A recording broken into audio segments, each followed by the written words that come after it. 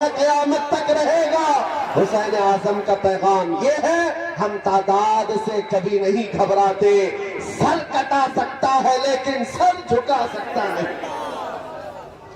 مرد حق باطل کے آگے مات کھا سکتا نہیں، سر کٹا سکتا ہے لیکن سر جھکا سکتا نہیں۔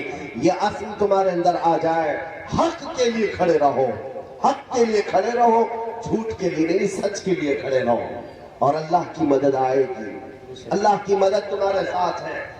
میں جو فلسفہ پیش کرنے جا رہا تھا وہ یہ ہے کہ داستانوں میں تو سنا ہے کہ رسول اللہ کے خاندان کے بچوں کا بہت بے دردی کے ساتھ ظالموں نے قتل کیا تھا۔ کربلا کے ریزگاروں نے خون حسین کے قطروں کو دیکھا ہے، لیکن ہوا کیا؟ یزید کے ہاں تو خوشیاں تھی، جشن تھا، لیکن یہ جشن کتنے دن منایا گیا؟ یزید کی حکومت صرف 3 سال تک چلی۔ کتنے سال؟ 3 سال۔ جو تخت پر بیٹھا اس کے بعد اترنے تک، اس کے مرنے تک 3 سال کا عرصہ ہے۔ 3 سال کے عرصے میں جو کرنا تھا کر لیا، جو سڑنا تھا سڑ گیا اور مر بھی گیا، اور امام حسین اور ان کے جوان بچوں کو قتل بھی کیا۔ لیکن میں پوچھنا چاہتا ہوں، 3 سال کی حکومت تھی، بادشاہت تھی، فوج ان کے ساتھ، طاقت ان کے ساتھ، لیکن 3 سال کے بعد نہ فوج ہے، نہ طاقت ہے، نہ نام ہے، لیکن 1400 سال گزر گئے، حسین کی بادشاہت اب بھی موجود ہے، اب بھی موجود ہے۔ ہمارے ایک ساتھی انہوں نے کہا دمشق گئے تھے، ملک شام، ملک شام آج بھی وہ دمشق کا شہر موجود ہے۔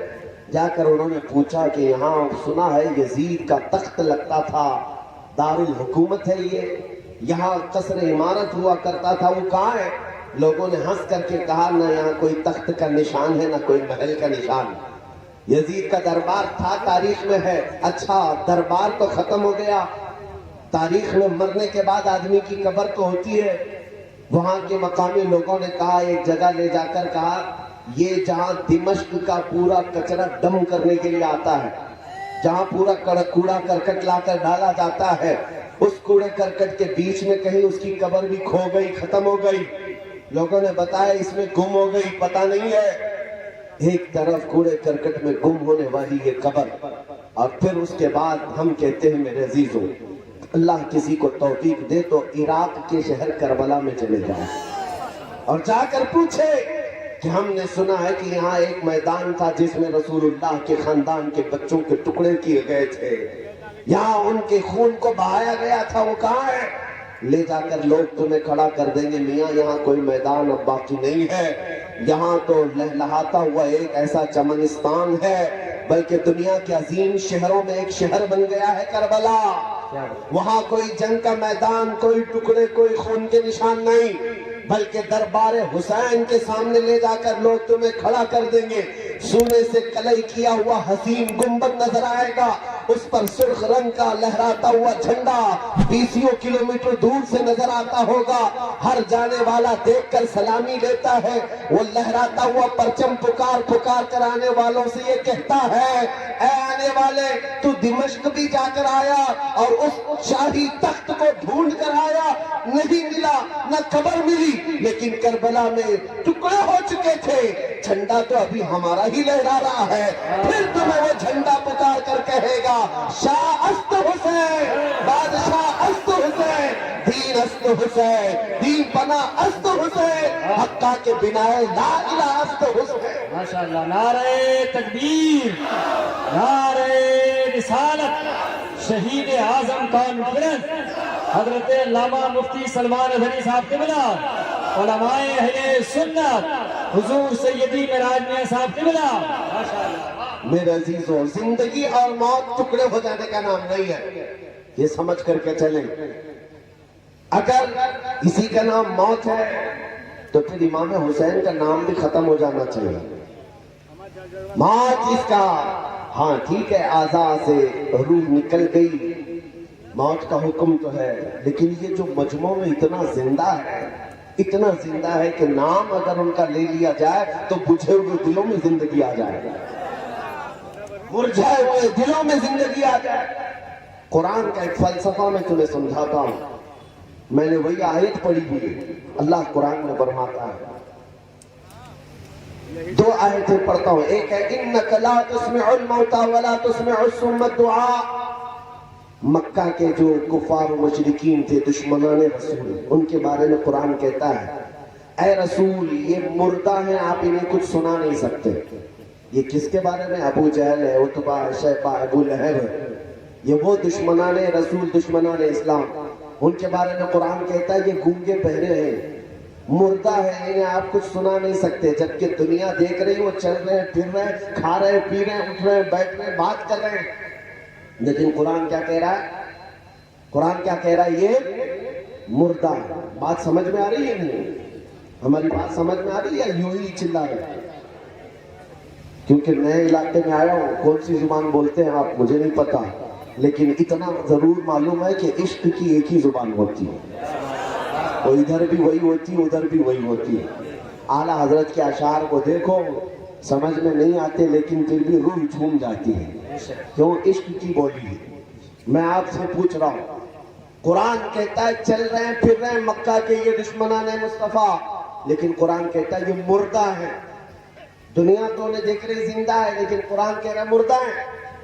اور ایک طرف بدر میں, احد میں, خندق میں, کربلا کے میدان میں جن کی گردنیں کٹ کر الگ ہو گئی, قرآن کہتا ہے لا تقولوا لمن يقتل في سبيل الله امواتا.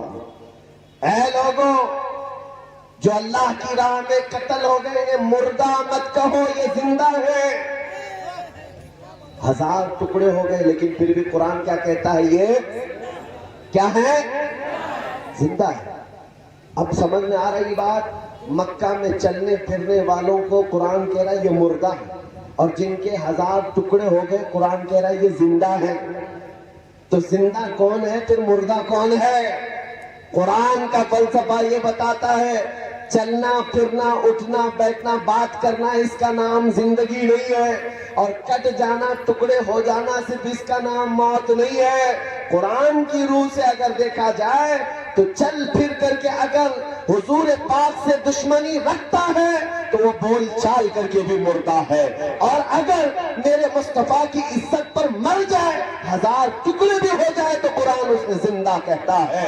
تو موت دشمنی اسلام کا نام ہے, اور عشق مصطفیٰ کا نام زندگی ہے. زندگی ہے. سبحان اللہ. یہی زندگی ہے. اور اگر تمہارے پاس یہ دولت ہے تو پھر موت سے بھی ڈرنا کیا؟ موت سے بھی ڈرنا کیا؟ سب سے زیادہ آج دنیا کس بات سے تمہیں ڈراتی ہے؟ سب سے بڑی سزا دنیا میں اگر کوئی ہے تو موت کی سزا ہے. کون سی ہے؟ اس سے بڑی سزا کیا ہے؟ لیکن عاشق مصطفیٰ کے لیے, مومن جو سچا مومن ہے, اس کے لیے موت کوئی حادثہ نہیں ہے, موت کوئی ڈراونا خواب نہیں ہے, بلکہ عاشق مصطفیٰ کے لیے موت تحفہ ہے.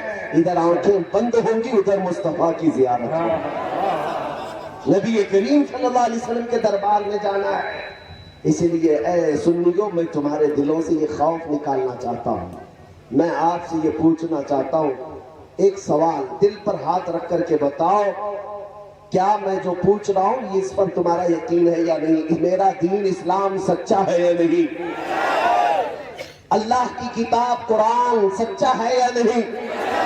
ہمارا نبی سچا ہے یا نہیں؟ ہمارا خدا سچا ہے یا نہیں؟ جس قوم کے اندر یہ جذبہ ہے, تمہارا خدا سچا, تمہارا نبی سچا, تمہاری کتاب سچی, تمہارا دین سچا, جب سارا سچا ہے تو پھر میرے عزیزوں مجرموں کی طرح سر جھکا کر نہیں بلکہ علل اعلان سر اٹھا کر جیا کرو. اعلیٰ حضرت نے فرمایا ہے خوف نہ رکھ رضا ذرا, تو ہے عبد مصطفیٰ.